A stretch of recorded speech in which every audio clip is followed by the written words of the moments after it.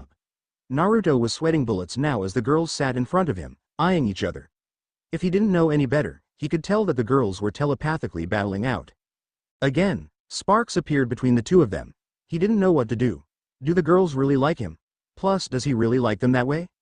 It was confusing for the moment and he decided to eat first. "Itadakimasu," Naruto loudly said and helped himself. The girls broke away from their staring and helped themselves too while watching Naruto. "Oh Kami, now they're watching me, I don't know which I preferred, them staring at each other or them staring at me." "How is it Naruto-kun?" Hinata said in a sweetly voice. Naruto gulped while staring at the food. "Delicious," Naruto replied. "I'm glad you like it, I made it myself." Hinata emphasized on the word, made. Karen huffed away, as she wasn't a good cook. That will change, she thought bitterly. Hinata 1. Karen 0. Hinata grinned at her triumph. "You know, eating like this reminds me of the time when me and my master were having dinner," Naruto said and the girls turned their attention to him. Flashback. "Itadakimasu," Naruto happily said and was about to help himself when he realized something. Kenzo was staring at him and while his chopstick poised in the air for something. Naruto immediately realized something was wrong. Kenzo is up to something.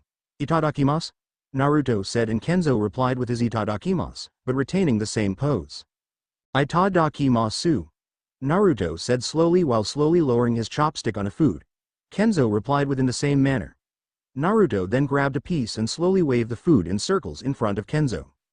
Quote. Naruto said slowly while bringing the chopstick closer to his mouth. Flash, and the food in his chopstick was gone and Naruto saw that Kenzo was munching. Gah. Thought so, come on sensei. Do we have to train while eating? Naruto said. Of course, we always need to train. Tell me Naruto, what do you do with useless items? Kenzo said after swallowing the stolen food. Throw them away. Correct. Kenzo pointed his chopstick into the air. The brain also acts on the same principle. What you have learned but did not use will be forgotten and thrown away by the brain. But how is training with food relevant? Naruto asked. Not training with food, but with chopsticks. This time Kenzo posed his chopsticks in AV in front of Naruto. Chopstick training is a good way to limber your fingers. Kenzo then twirled the chopsticks around his fingers. It was impressive. It was like when you twirled your pen when you were bored but much faster and with more skill and using two pens at the same time. Naruto nodded excitedly. Master it and you can pleasure a woman using only your fingers. Naruto's jaw dropped open and Kenzo then twirled his chopsticks so that the back end was in front and immediately captured a fly that was flying around and flicked it into Naruto's mouth. Naruto gagged and spit out the insect. Okay, bugs I can tolerate but flies. No way. Naruto glared at his teacher. Kenzo then twirled his chopstick back to the normal position and pointed it to Naruto. Have you ever heard the saying, you have to fight for your food? Kenzo death glared at him and Naruto slowly nodded. Well, that saying applies here. Ever since then, every time they ate together, a fight for food occurred using only chopsticks. It took a while but Naruto managed to get better. The chopstick fight turned out to be like a mini sword fighting, clashing here and there while grabbing food or stealing food from another. It was fun, if you win it. Also, it made you eat fast. A few weeks later, they were having dinner as usual. Itadakimasu, Naruto bowed a little while looking into his sensei's eyes. Kenzo did the same. It was like a fighting tournament ritual between two martial artists. Immediately, both had drawn their chopsticks and the intense food fight occurred. After parrying barrages of chopstick attacks, Naruto finally managed to eat a large portion of the food. Impressive, Kenzo said. Naruto immediately stopped eating, but that was just the basics. Time for the advanced course. Naruto mentally groaned. The thing about Kenzo is that, his teaching usually has the basic and advanced course. Bankai. Kenzo then drew out another pair of chopstick and twirled it around and finally pointed both chopsticks into the air. Ow, what? Seriously? Naruto screamed. Flashback end. Naruto was grinning and chuckling like crazy at the memory and both girls looked at each other worriedly. Hey, good times. Kenzo sure know how to spice things up. Naruto shook his head while smiling. He then twirled the chopstick around skillfully to demonstrate. Karen and Hinata both blushed at what Naruto told them earlier. Master it and you can pleasure a woman using only your fingers. They both gulped at the thought. But of course it turned ridiculous. Naruto sighed. Flashback. Dumpling. They were food fighting in a restaurant now over the last piece of dumpling. Both fighters were using dual chopsticks or as Kenzo liked to call it, Bankai chopsticks. The restaurant owner sighed and flicked a toothpick at the dumpling. The dumpling was deflected through a window and Naruto dived after it and captured it before it hit the ground. Yes. Naruto raised the dumpling into the air and he swore, he could see a shine just now with an audible shing. And of course, you should only gloat your victory after it was totally assured. Sure enough, the dumpling got snatched away by Soy Fawn, who appeared a few feet away. It looks fun what you were doing, mind if I join? And so it turned out into a three-way fighting for a dumpling outside the restaurant. Ichigo had just arrived and saw Naruto, Kenzo and Soy Fawn engaged in a furious taijutsu. Using chopsticks? And then he saw a dumpling bouncing back and forth between the fighters. That dumpling looks delicious. Yoruichi appeared beside him and Ichigo groaned, go and get it kitten. Thought so, and then it turned into four-way fighting. Then Yachiru joined, and another, and another and another. And then after a while, Ichigo was on top of a pile of defeated cats and in his chopstick, he was proudly holding the dumpling. And then Yachiru bit his tail.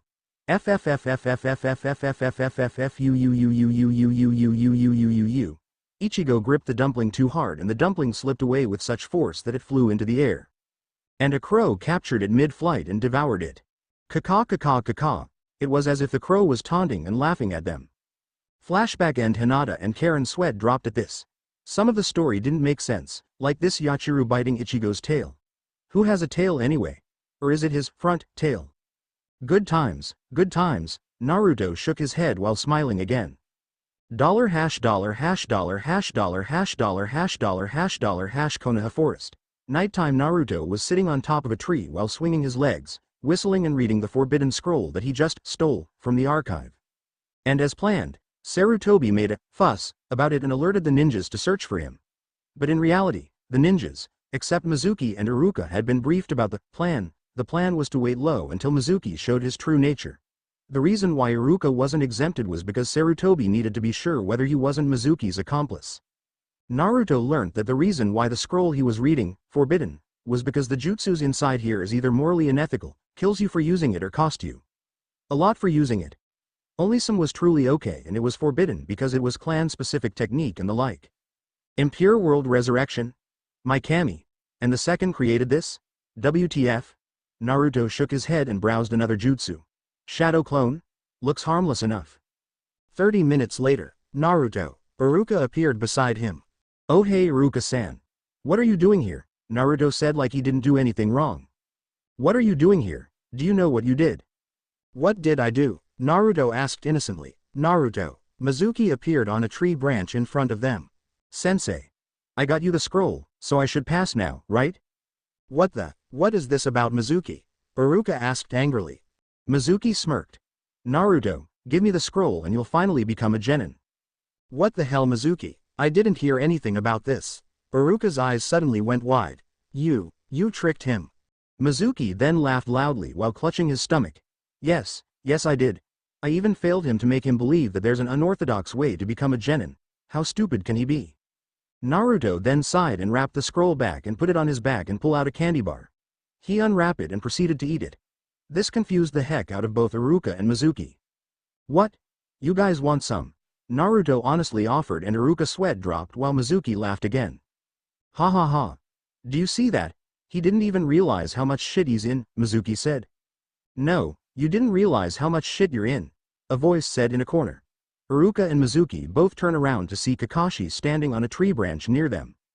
Kakashi, I caught the thief and his accomplice, Mizuki said nervously. This is bad. He figured that he could kill Iruka and the kid, and then people would hail him as the hero. The scroll, he would then hide it, and said that the demon kid had managed to hide it somewhere. Once safe, he would give the scroll to Orochimaru. But now, it seems that Kakashi had heard everything.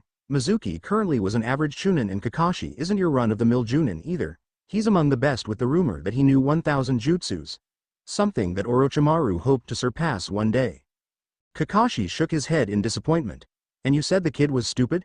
You're even more stupid. Telling a genin to sneak into the restricted section and steal a forbidden scroll. Something that a junin would have trouble to do. And what, you think that when the kid got caught, he won't blab? He didn't need to. You do realize that we have ways to make people talk. And some doesn't even need to be painful. Mizuki paled at hearing this. And then you straight on confess that yes, you did trick the kid, when you could have just denied everything and thus make the kid the criminal. But of course, you just have to blab and brag like a typical villain. And do you know the kicker is? Kakashi said in with a grin. The stupid kid had already told the Hokage about what you asked him to do. And all of the ninjas that was sent out to supposedly hunt the kid was actually for you. Mizuki went ghostly white hearing this. It's over now for him. There's no escape. Fuck. Mizuki threw one of his giant shuriken at Kakashi, but he disappeared in a puff of smoke. A clone. Huh, scared me, Mizuki said. And then he realized that the one who does it was Naruto. If I'm going down, I'm taking you with me. Do you want to know why the fuck everyone in the village hates you? Iruka's eyes bulged at knowing what his former friend wanted to do. Mizuki, stop. That's because you're the fucking demon. Kyuubi no Yoko, host, container of the nine-tailed beast. Blab blah blah blah blah, Naruto said while making a hand gesture of a mouth talking. Any other news that wasn't grossly outdated ages ago? Both Iruka and Mizuki were shocked again. The weak Naruto they all knew was actually a mask. You knew? Iruka asked. Please, it's like you guys leaving me pieces of puzzle for me to solve. Not that hard. Born on the same day as when the fox attacked. Got whiskers, almost everybody hates me and the name calling. Really, it's like playing a six-piece puzzle, Naruto nonchalantly replied. You, Mizuki seethed with anger. None of his plans are working. And really, you just made me stronger by making me steal the scroll. Watch, shadow clones. The surrounding area was immediately covered by a large amount of smoke, and when the smoke dissipates, numerous Narutos surrounds them. You're just a typical villain, and you will fall like one. Then Naruto clones didn't rush towards Mizuki at all but instead engaged him one by one. It turns out, even a clone was too much for him and he was soundly defeated. Iruka was amazed by this. He didn't know that Naruto had been hiding his strength the whole time. Naruto then turned around and was about to head back with one of clones towing Mizuki's body, when Iruka turned and stopped him. Naruto. I'm sorry, Iruka said. About what? Everything. About what happened to you. Sorry wouldn't undo what has been done, and besides, it's not like you're the one who put the fox inside me. Yeah. But I used to hate you, Naruto sighed. Frankly, I don't give a shit about people that heard one story about me and judged me before they knew me. I don't care about the people who looked at me one time and said that I'm the demon. Those people don't deserve my time and effort. They don't deserve me, Naruto said with a harsh tone. Iruka bowed his head down in shame. But, they said the best revenge is to forgive and forget and live happily. That's what I'm trying to do. It will just take some time, Naruto said again and disappeared with a moon flash. Iruka raised his head and smiled weakly. There's still hope for his redemption. Naruto, Ichigo and Rukia were in a forest and were dealing with minor hollows infestation. All three of them were clad in their Anbu gear and wear cat masks. Nekonen's Anbu mask used only cats, albeit with different patterns and color to differentiate them and with different codenames. Naruto, as you guess, it was codenamed Leaf Head. Hollows, as it turns out, were from an island somewhere in the middle of the ocean that ships just cannot go. Any ship that goes there would be destroyed by some freaking weird anomaly or the hollows themselves. The only way to get there was to use a small maneuverable boat or water walking, but even that was hard as Hollow Island was days away from any nearest island. But some hollows find a way to get to shore, and those that manage to do so are exceptionally strong. So what actually is a hollow? Hollows, as it turns out, are a clan of demons that descended to Earth somewhere, somehow. Some say Kami imprisoned them in Hollow's Island for their nature, some say Hollow Island is actually the gateway to hell, and some say they were from outer space. People preferred the first one though. But not many people would know of hollows, as Hollow Island was exceptionally though defined. Any compass won't work and the waves are freakishly strong. Only Nekogakure, the closest island to it in the land of demons, which was connected to Hollow Island somehow, knew about the existence of hollows. The land of demons managed to seal the connection and thus prevented hollows from appearing there, but they still kept records about them. So the only way for hollows to reach the main continent is for the hollow to be freakishly strong to venture out on water walking or get swept by the ocean and get beached somewhere, which most hollows doesn't survive, or stop at Nekogakure for rest first. Of course, Neko Nins doesn't allow that. That is because hollows, in order to get stronger and they have the ability to evolve, has to consume flesh. And they tend to cannibalize each other too. One wondered how the heck there is still hollows if they tend to cannibalize each other. In a word, they are literal demon. Anyway, a group of hollows managed to bypass Nekogakure somehow and reached a forest between Kumo and Iwa. Naruto, along with his Neko Nin team, was assigned an S-ranked mission to destroy them. Naruto was on top of a towering large hollow easily the size of a building, a Jillian-class Manos. It was ironic as their name translated to lowest grade hollow when they were so big. The hollows all have a distinct feature that separates them from other races. They have some white creepy ceramic mask and holes somewhere around their body. They were also attracted to people with lots of chakra, and the Jillian right now was trying to chomp at Naruto. Big and mean they may be, but intelligent they were not. Stormleg. Victorious bird. Naruto kicked down hard and sent a compressed blade of air in shape of a bird slicing the Jillian in half. The Jillian let out one final scream before falling and disappearing in a black puddle before the puddle itself evaporated. Another trait of the hollows. They died leaving no remains, thus contributing to the world's small info on them. Naruto then moon-stepped on the spot to survey the battlefield. Another two more Jillian class left. Ichigo quickly scaled one quickly and reached its mask. He then stabbed the face and a blue beam burst from his giant meat cleaver. Getsuga Tenshou. The beam pierced through the head of the Jillian and it fell down backwards before turning to nothingness. Rukia then managed to get close to a Jillian without it noticing and commenced her attack. Some no Mai, Tsukishiro.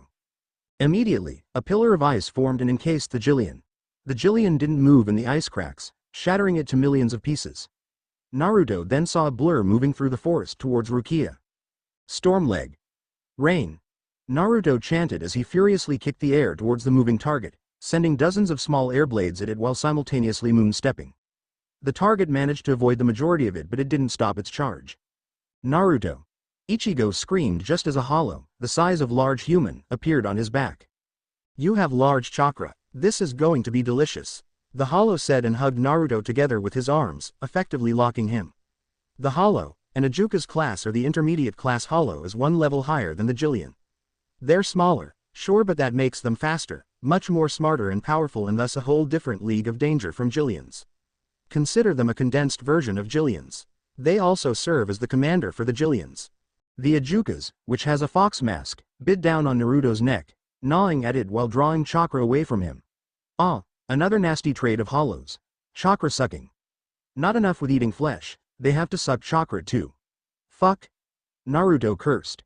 Time to improvise. Since the Ajukas didn't master Moonstep and Naruto hadn't Moonstepped either, they were both falling to the ground. The Ajukas didn't care, he was though. Merely surviving a fall like this won't release his grip of his meal. The Ajukas' back was facing the ground and Naruto smirked. Take this parasite. Naruto then moon flashed downwards and sent them speeding to the ground. The Ajukas was surprised by this.